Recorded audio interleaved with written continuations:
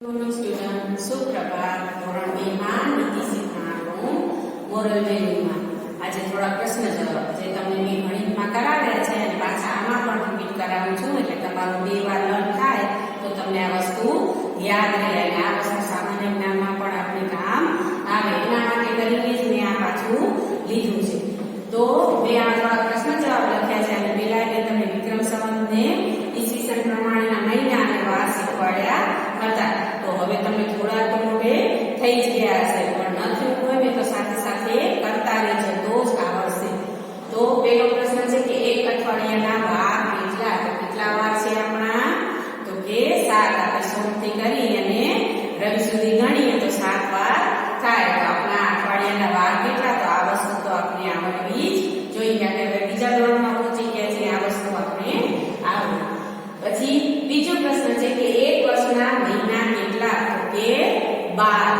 આપણે ગુજરાતી મહિના પ્રમાણે કરીએ કે અંગ્રેજી મહિના એટલે કે વિક્રમ સંવત તરીકે ઈસવીસન કરીએ તો 12 જ મહિના થાય.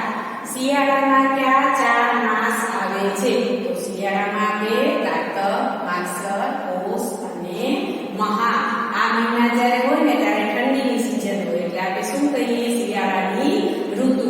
તો એના મહિના છે કારતક, માગસર, પોષ ને મહા.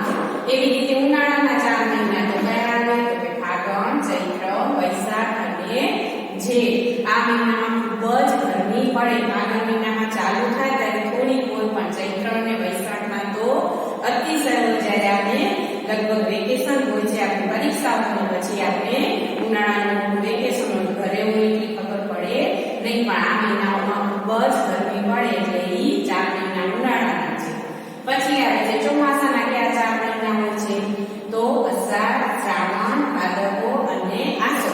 અષાઢ મહિનામાં હોય તેમાં થોડા થોડા ચાલુ થઈ ગયા. શ્રાવણ મહિનામાં આપણે મેળા હોય ત્યારે લગભગ તમે જો તો જો વરસાદ જેમ હોય ને સાતમ આઠમના મેળા કરવા જાવ તો આપણે એમ જ થાય કે ભગવાન આજે ન દેજે ને અમારા મેળા થશે નહીં. તો આ 4 જે ઋતુ છે ભાદરવામાં થોડો ઓછો થઈ જાય અને આસોમાં થોડો ઘણો પડે પણ એના દિવસ અષાઢ અને શ્રાવણમાં વરસાદની સિઝન ફૂલ હોય છે પણ એના 4 મહિના આવે.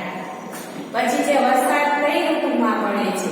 તો વરસાદ છે એની કઈ ઋતુ? તો કે ચોમાસું. આપણે કહીએ ને કે શિયાળો, ઉનાળો ને ચોમાસું. તો ચોમાસું એટલે વરસાદની ઋતુ.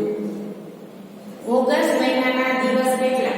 તો ઓગસ્ટ મહિનાના દિવસ આમાં લખેલું છે 31 અને મેં તમને અગાઉ પણ કીધું હતું કે જે બે ઉપરી જુલાઈ અને ઓગસ્ટ છે એ 2 મહિના આવ્યા છે જેમાં 31 આવે છે.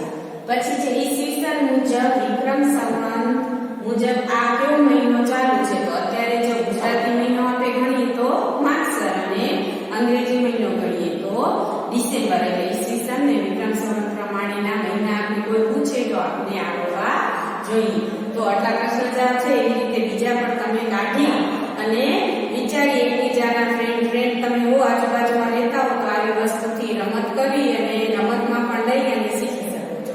Okay, thank you.